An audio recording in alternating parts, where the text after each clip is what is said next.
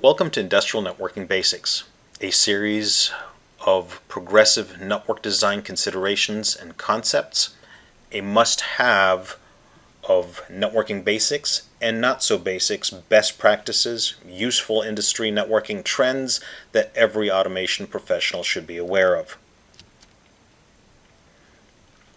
Today's presentation is around the basics, and my apologies for being too basic, but it is about just getting things to talk. The core concept of networking and tying devices in together.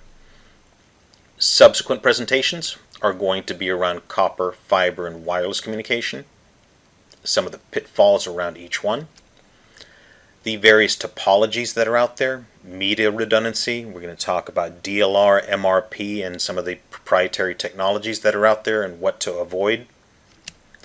We're going to talk about segmenting using VLANs. These are obviously buzzwords as part of best practices, and here too, VLANs is not a total solution in terms of being able to offer segmentation and security. We're then also going to talk about NATing, or network address translation, where this offers security and a reprieve when one only has a given number of IP addresses that are assigned to a plant network. We're also going to talk about network and device security. We're also going to talk about layer 3 and routing, where one has multiple subnets, tying them all together, and how this can benefit especially some of the larger applications. And last but not least, we tie this together with network management, creating an awareness of the entire network, having alarming, configuration ease, and so on. So as you can see, these are progressively complex topics that allow you to create a holistic network solution. That said, let's start with the basics. So the absolute basics require breaking down an application in order to arrive at one's hardware needs. And in terms of the hardware, one needs to be aware of the port density, the port types, whether they're copper or fiber, the port speed, 10, 100, gigabit. These are all things that one needs to be aware of in order to arrive at the networking hardware. We then are also looking at the automation protocol considerations that are out there, the placement of the network hardware, and some of the more advanced topics such as segmentation, security, routing. We're going to get that into some of the subsequent videos. First off, port density. This is rather obvious, and we're obviously going to take the account of the number of devices in the immediate proximity of that piece of networking gear and tie them all together. One needs to ensure that they account for spares, possible uplinks to a larger network, so that you're not stuck without any ports to grow the network or expand the network. In terms of port type, this is where the factor of how far is it that you need to communicate that's going to dictate whether you're going to have a copper port or a fiber port. So in terms of copper, solid conductor twisted pair has a 100-meter distance limitation. What a lot of people don't realize is that anytime you're using stranded conductor twisted pair, this is derated down to 80 meters. So be aware of that. And obviously any type that, or any time that you go beyond the 100-meter limitation, you might be looking at fiber or having to position another switch to carry the signal on further. Speaking of fiber though, fiber has a lot of benefits. As mentioned, it goes beyond the 100-meter limitation. We have applications that go in excess of 100 kilometers. Fiber also has the benefit of being immune to RFI EMI. The only downside to fiber though really is the fact that there is a slight increase in the networking hardware cost. Next, we have port speeds. Most devices support 10/100, meaning that they communicate at a maximum of 100 megabit. There's some exceptions to this where you have high-speed cameras, such as some machine vision systems where gigabit speeds are needed. Backbone ports too do require a greater bandwidth in order to take all of the aggregated data if it is being transmitted across an uplink or a backbone, and thus that speed does need to be taken into consideration. When it comes to gigabit, for the most part, especially on a backbone, these are then also going to be done over fiber. And again, these are topics we're going to be discussing on subsequent presentations. You then have a number of protocol considerations. They're a factor in almost all applications. Some of the most common ones are Ethernet IP, Modbus TCP, and Profinet. Ethernet IP, one of the automation protocols, does or can potentially utilize what's known as multicasting. And multicast traffic is one-to-many.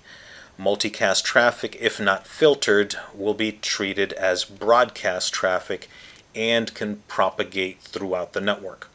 This could potentially slow down networking communication and potentially even cease communication to the point where you have devices faulting.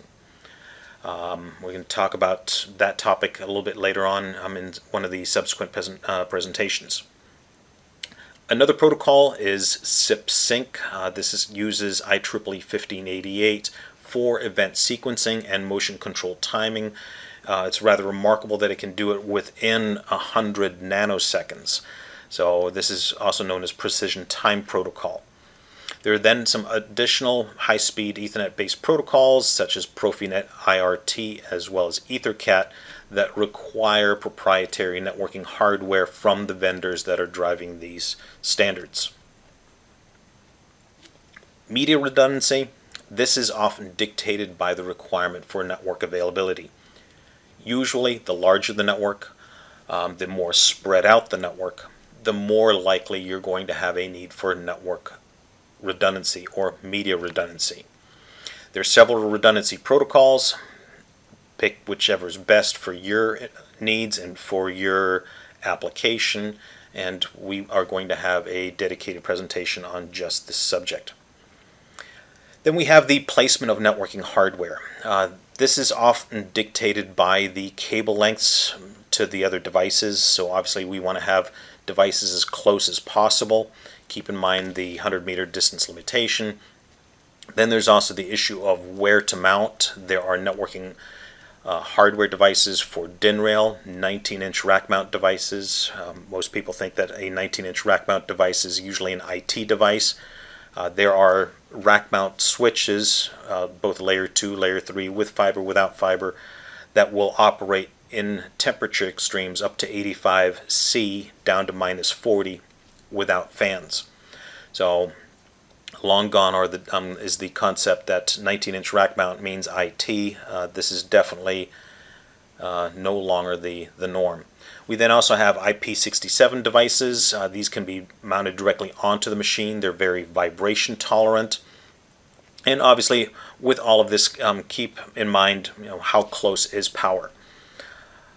We also then need to look at the various approvals needed as to where these devices are going. Do you have a Class 1 Div 2 type of a consideration? Is it a substation power utility application that requires 61850-3? Is it a rail application, 50144, and so on and so forth?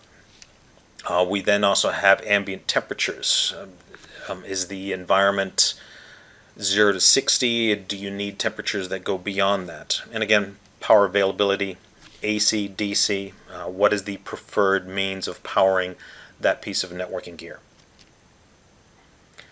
So with this list of what to look for, a standalone application with only a handful of devices is really simple to outline. A larger one, not so much, and this is where you then start getting into a spreadsheet to keep track of all the locations, number of ports, the speed of the ports, is fiber required, protocol considerations, etc., etc., etc. But the overwhelming majority of applications at a very granular level contain at least some kind of controller or PLC, some input and output devices, may also contain a workstation, PC, display, or an HMI. And assuming a machine such as this, we're going to see a PLC in there, possibly an Allen Bradley.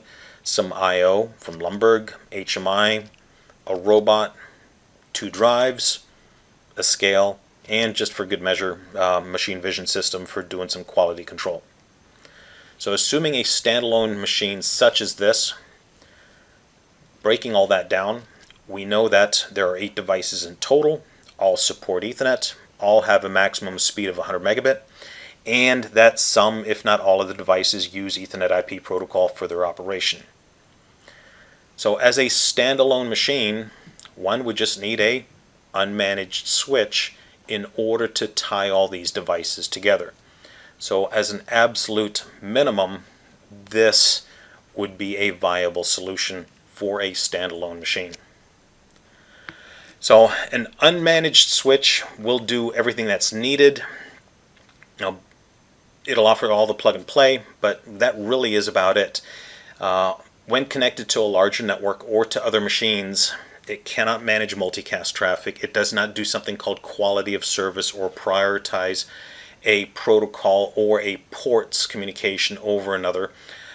It does not do things like VLANs, giving you segmentation. It does not offer redundancy or loop protection. It does not offer a lot of the other things that you would otherwise see with a managed switch.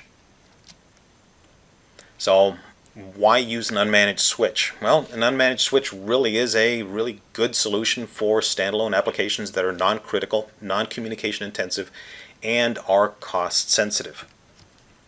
So aside from blinky lights and a lower cost, you really don't get a whole lot more because there are no switch management features in an unmanaged switch.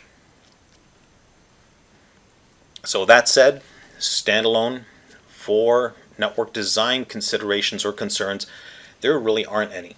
There's not much of a topology. You're simply plugging things together, things start talking. Some things to keep in mind: if the machine is then going to be connected to a plant network, and if you have Ethernet IP that's being utilized, you could potentially generate multicast traffic. The customer may also want VLANs for segmenting this traffic. And if SIP sync is used, obviously you do need to ensure that the application supports IEEE 1588 or Precision Time Protocol.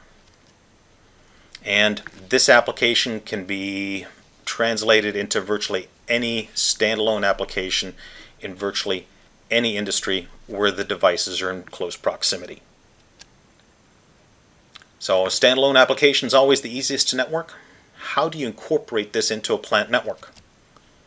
And when on a plant network, can other protocols coexist on that same cable, on the same network? And what about the segmentation practice?